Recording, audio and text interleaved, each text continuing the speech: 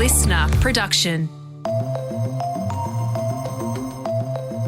Hello, happy Friday. Welcome to The Briefing. I'm Sacha Barber Gatt.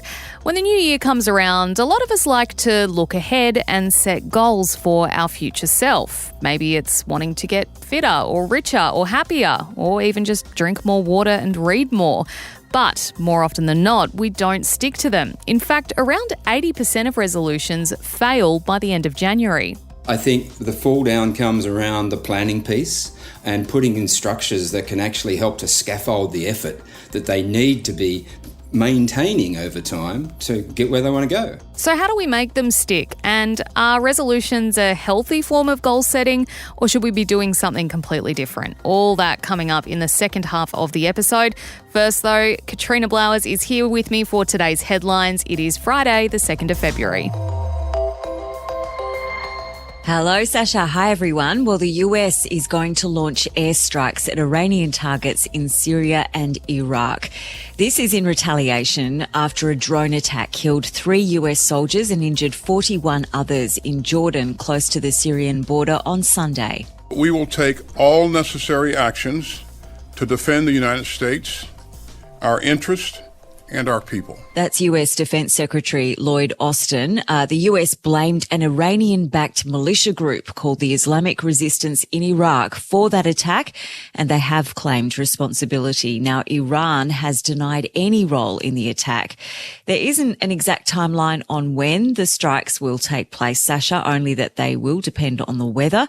And despite saying they will respond to the attack, Joe Biden has said that the US doesn't want to widen the conflict in the Middle East. Now, the 3 bodies of the US soldiers killed in the attack in Jordan are expected to be repatriated to Delaware Air Force Base later today, and President Joe Biden will be there when they arrive. He's also expected to issue this executive order targeting Israeli settlers in the West Bank who have been attacking Palestinians.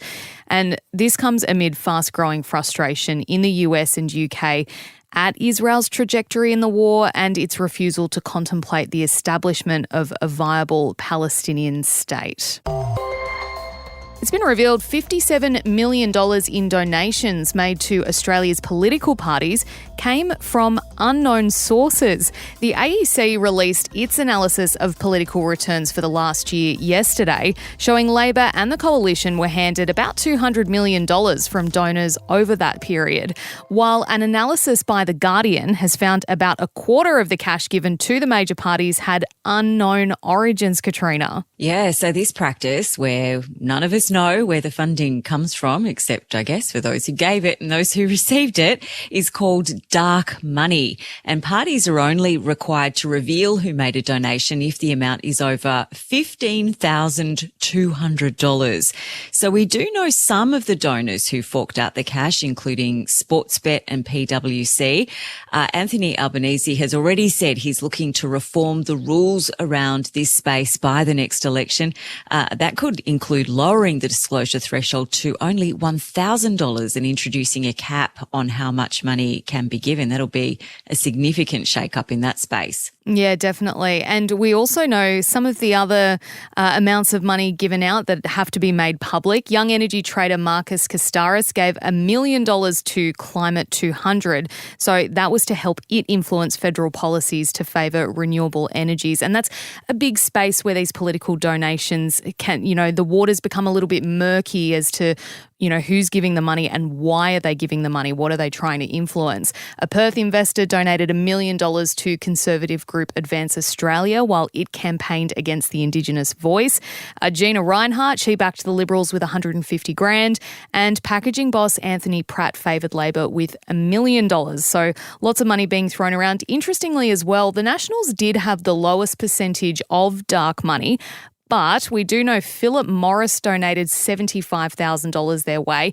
And this is controversial because other parties have refused to receive any money from the tobacco companies. So it all comes out in the wash in the end. And yeah, if Anthony Albanese gets these reforms passed, then we'll pretty much know everyone who's giving money to the political parties. We have more for you on that story we brought you yesterday about a licensing deal involving TikTok and Universal Music Group. So today, some of the musicians who've had their previously little-known songs go viral on TikTok, which is life-changing for these artists, well, they're expressing their disappointment after the app pulled their music. And you might notice that some of the bigger artists like Taylor Swift, The Weeknd, Olivia Rodrigo, they've completely disappeared. In fact, any video featuring artists signed with Universal has their music muted, and new videos can't be made with those tracks. So what a shake-up. This comes after TikTok and Universal Music Group failed to reach a new licensing deal. The label wanted more cash for royalties for its artists, but TikTok, they didn't want to pay up, and they're accusing Universal of greed. Among those speaking out is an artist called Noah Khan, who had his now #1 song Stick Seasons go viral on the app. I won't be able to promote my music on TikTok anymore. You're going to have to pre-save forever now if you want to listen to it, because I can't stick it down your throats anymore on this app. So pre-save forever. I'm still releasing it, still coming out. And, I'll probably be okay, right? I'll land on my feet, right? Now, he was being a little bit tongue-in-cheek there. I want to give the context. The song in the background was that In the Arms of an Angel song. I think it's Sarah McLachlan singing about animals. Yeah, it's one of those songs that gets used on TikTok as a bit of a piss take. But, he is expressing that concern around what's going to happen to artists like him who are relatively unknown. They put some music out and then it goes gangbusters. And the flow-on effects are huge as well, because TikTok has become one of the most influential spaces when it comes to releasing and promoting music, even for the big artists. So Lewis Capaldi, when he was releasing his new album, was putting up snippets on TikTok and speaking about them, and it's promotion, and it saves them from having to fly and drive all over the world. They can just sit in their bedrooms and promote music, and it's very, very successful for them. So how is this going to look in practice? Well, while the existing sounds have been muted and no new videos can be made with them, unofficial, sped up and slowed down versions of songs will still be able to exist on the platform. So they're not disappearing completely, but the artists won't be getting any sort of promotion for their official tracks or any royalties. And a pigeon thought to have been a Chinese spy has been set free by Indian authorities. So this bird spent 8 months in detention but was finally released into the wild yesterday. So why did this pigeon spend 8 months in pigeon jail? Well, it was captured in May last year in Mumbai with 2 rings tied to its legs carrying words that appeared to be Chinese. So police suspected it was involved in espionage. Crazy, right? Yeah. It turns out the pigeon was in fact an open water racing bird from Taiwan that had escaped and made its way to India. That poor pigeon with its tiny little tin cup rattling against the bars of pigeon jail. I'm glad he's free now. Yeah, and, it sounds bizarre, but, in 2020 there was a bird suspected of espionage in India's north after it flew across the militarised border between Kashmir and Pakistan. So, pigeons are very clever operators. They can navigate with these amazing skills. So, I guess it's not completely out of the realm. I guess it just sounds strange here in Australia to hear about a spy pigeon. I don't think they're clever per se, but they can fly well and they are good at navigating. But, pigeons have been used for spying purposes since the Roman times, so not an entirely crazy proposition. Now, Sacha, before we get into the deep dive, we wanted to shout out some of our listeners who've reached out and left some comments this week. First off, we've had some amazing ideas for stories sent through by you all, so thank you for those. We're working very hard to get to those in the coming weeks. Yes, and also a big hello to everyone who has joined our new broadcast channel, which is called Behind the Briefing. That's on Instagram. This week we asked you if you could handle spending 9 months on a cruise off the back of our chat with Christian Hull, and a huge majority voted no way. Just 5 people were all for it. And we also had some great comments on our chat about Georgie Purcell. That's the Animal Justice MP from Victoria who had her image altered by Channel 9 this week. At Auntie Sonia said not to make fun of this because it's atrocious, but Adobe coming out and defending its Photoshop program was not on my 2024 bingo card. And at Jackie Pike said they are always trying to sexualise Georgie Purcell and bring it back to her looks to try to make people forget what she is talking about. Duck shooting was not banned by Victorian Labor, even though their own inquiry recommended it. So yeah, some great comments from our listeners. Thank you so much. Remember, you can always reach out on Instagram. Just search The Briefing and send us a DM. And if you do want to hear our chat with Georgie, we aired it on July 7 last year. Katrina, thank you for joining us for the headlines. Have a fabulous weekend. Next up, it is our deep dive on New Year's resolutions.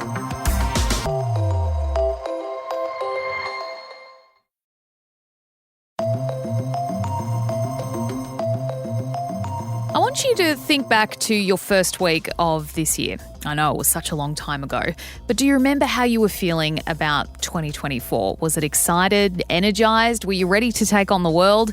There seems to be something about January 1st that sparks this desire in us to do or be better, whether that's getting into exercise, reading more books, upping our veggie intake, or maybe getting ahead at work. New Year's resolutions are made by millions of people around the world every year, and usually those people have the intention to stick to them. But up to 80% of resolutions fail, and mostly within a few weeks. And what this can set off is a years-long cycle of making and breaking the same resolution over and over again. So, are resolutions, or our approach to them, in need of a shake-up?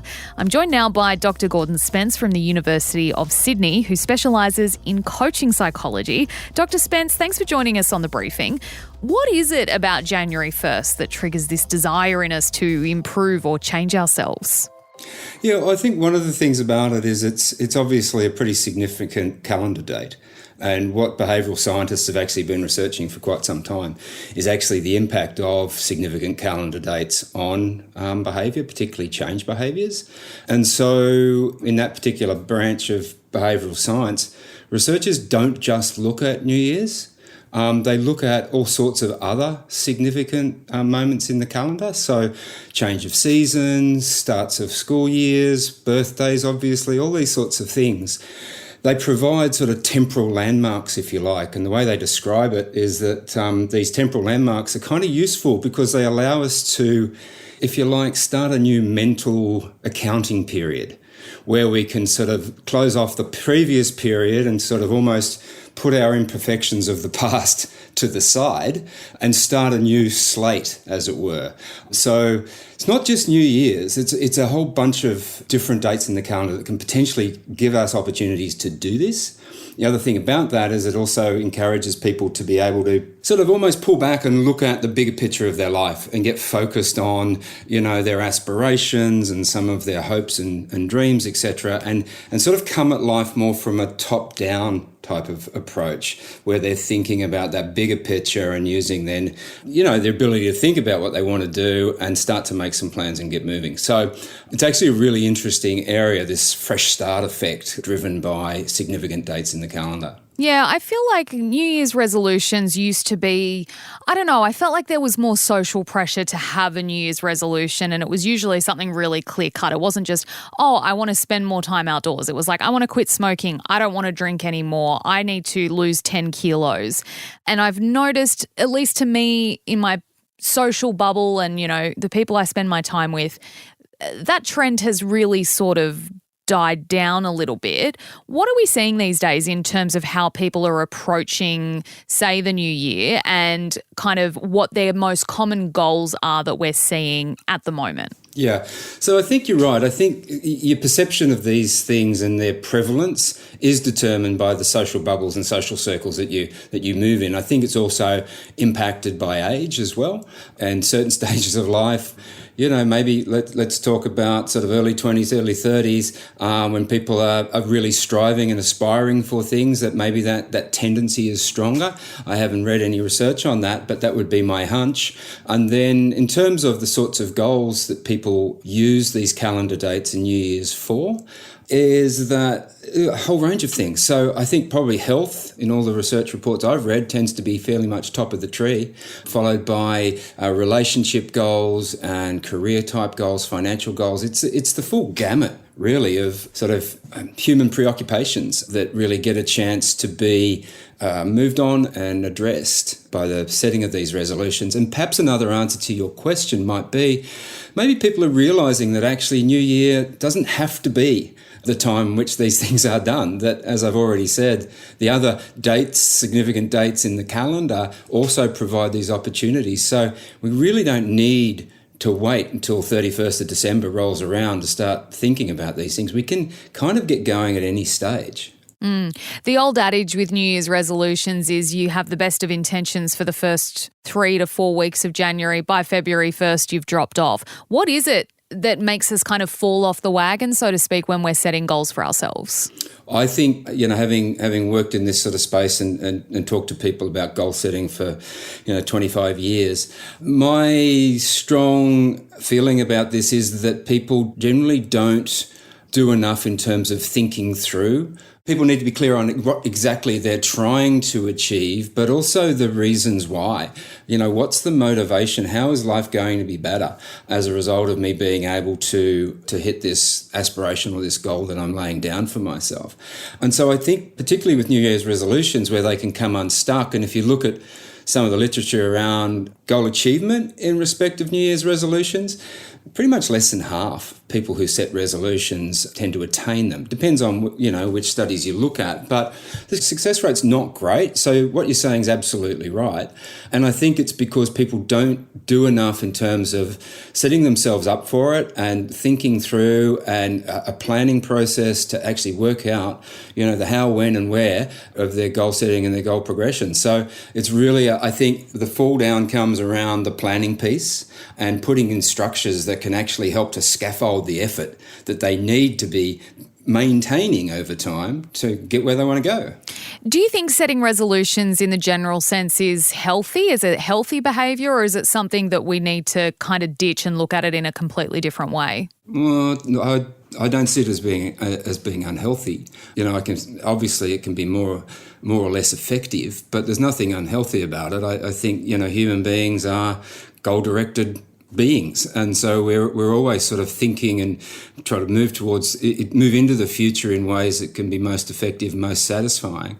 So I don't think it's unhealthy. I think people can become despondent about it, can be rather discouraged around their attempts to try and achieve some of these things. And as I said, I think a big part of that is really related to the planning that the action planning people put in, and some of the other things that they can potentially put in place for themselves to scaffold their effort. Things like implementation intentions. So implementation intentions are a sort of a cognitive technique, if you like, that are simply a series of if-then statements.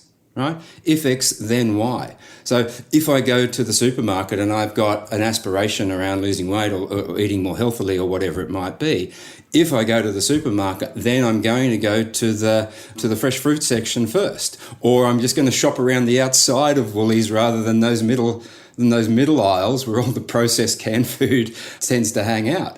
There's those sorts of little techniques can help us to get in front of where we're at behaviourally and start to think about, well, when I'm in this situation, if there's a potential for me to not adhere to what I want to do, then I've already thought through the mechanism and the action that I want to take.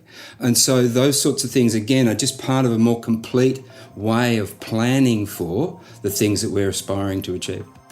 That is all for the briefing for now. Thank you so much for listening. We would love to hear your thoughts on today's topic. Have you nailed your resolution this year? Have you already fallen off the wagon? Or do you think they're stupid and outdated? Whatever the thought, send it through to us. You can hit us up on Instagram. Just search The Briefing and send us a DM. And also while you're there, don't forget to join our broadcast channel Behind the Briefing. Thanks for listening.